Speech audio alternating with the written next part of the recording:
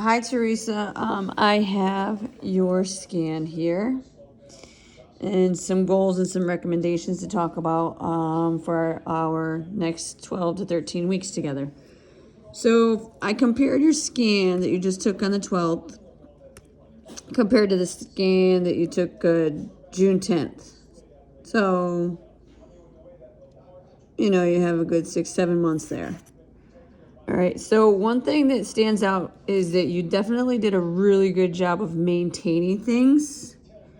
Like, you did not necessarily have big fluctuations in either direction throughout the 7 months, but I think it's a good time now to have some goals and start to get things moving in a more positive direction for you in terms of muscle gain and body fat loss. All right, so looking at those two things. So let's just take a quick look here. So water levels didn't fluctuate too much there, as insignificant, but your water did go up 1.1 pounds. Dry lean mass went up 0.2 pounds, and I love that it went up also slightly and did not go down. And then your body fat went up only 0.1 pounds. It's like not even enough to even really mention, but it's there. So your lean body mass went up 1.4 pounds. Most of that was a water fluctuation, right?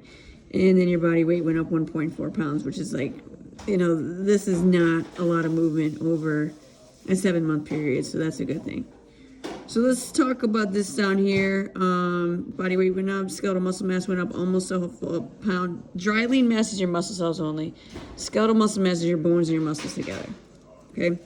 And then your body fat went up 0.1 pounds. All right, so you see this is the shape of a C, right? Ideally, we turn that C into a less pronounced C till eventually it is an I, and then maybe eventually it's a D.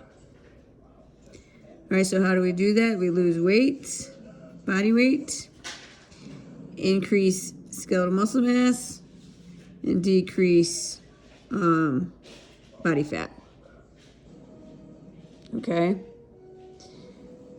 So if you see this here, this is lined up. Your body weight is lined up with this arrow here. This arrow here means below average for your gender and height. This means you're average for your gender and height, and this means you're above average for your gender and height. So body weight, you're sitting at on the 128th percentile.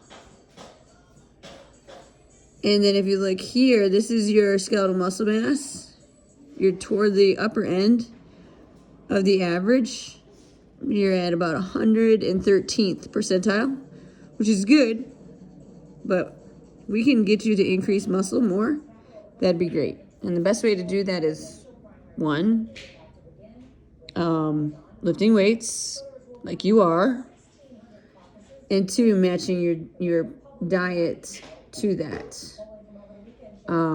especially in the form of protein. Okay. So, and then to get your body fat to go down, you're sitting at, this percentile here is 250th percentile. So your body fat percentage went up 0.4, super, super, super insignificant. Just in terms of looking at what happened with your strength gains, because you did put on almost 1 pound of skeletal muscle mass, happened in your upper body. Your right arm gained the ability to support your body weight 1.5%. So this bottom number here, this percentage, that's your ability to support your body weight. As you can see, that number here is 109.7. Anything over 100 is good. I need this TV to be turned down, but hopefully that can happen in a second. Sorry if it's loud. Can you turn that down? So here's your left arm. That increased your ability to support your body weight 4.3%, which is significant. All right, and it's at 107.8% able to support your body weight, which is good. And then your trunk is went up 1.4%, which is great. And that is 104.3% able to support your body weight. And your legs, they decrease also slightly, only 0.4%, which is not significant at all. But as you can see, The right leg is at 94.2% able to support your body weight, and that is the unilateral leg, right? One leg supporting your body weight. And your left leg is at 94.9. We want to get these numbers closer to 100% able to support your body weight with the one leg. That's super important for like long-term physical health. All right, that's important with like balancing, preventing falling, that kind of stuff. So we're going to look at increasing unilateral leg strength. Okay. So if you take a look up here, the scan is recommending that you lose 24.5 pounds of body fat. It is down a little bit from your scan in June. All right, so where did you lose the body fat? Basically, your trunk lost 0.2, each leg lost 0.2. Your visceral fat levels, this is the internal fat, this is the fat that's around your organ, did go up one level. So healthy visceral fat is 10 and below. So if we could get this visceral fat levels to 10 and below through these next 12 weeks, that would be great. And I'm confident that it can happen. All right. This number here is your basal metabolic rate, 1369. This is the amount of calories you burn in a day that you don't do anything. We're going to try to consume right around this number. And I just added a packet to your accountability app, your CF845 app that has your numbers in there.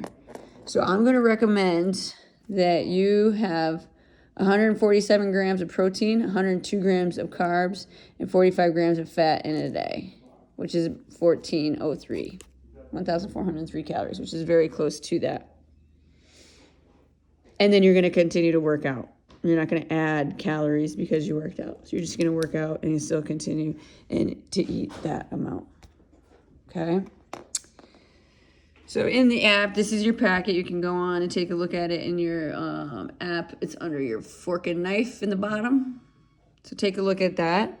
Let us know questions. Let me tell you a goal I have for you. I have a goal of you losing 12 pounds of body fat in the next 12 weeks. Okay, 12 pounds. So that's a pound a week of body fat. And ideally, so that would put this weight down here to what are we looking at? 144. Okay, that might not happen, and I wouldn't be sad if that did not happen, because ideally you would gain muscle and lose body fat.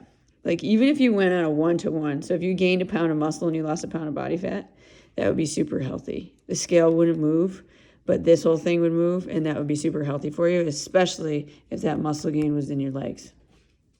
Which obviously we can't spot muscle gain, but you get the point.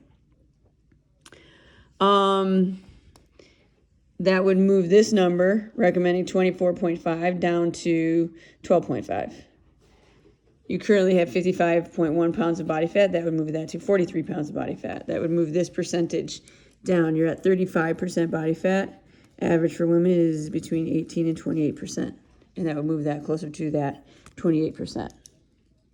And that would hopefully get you visceral fat levels 10 or below. So let me know questions.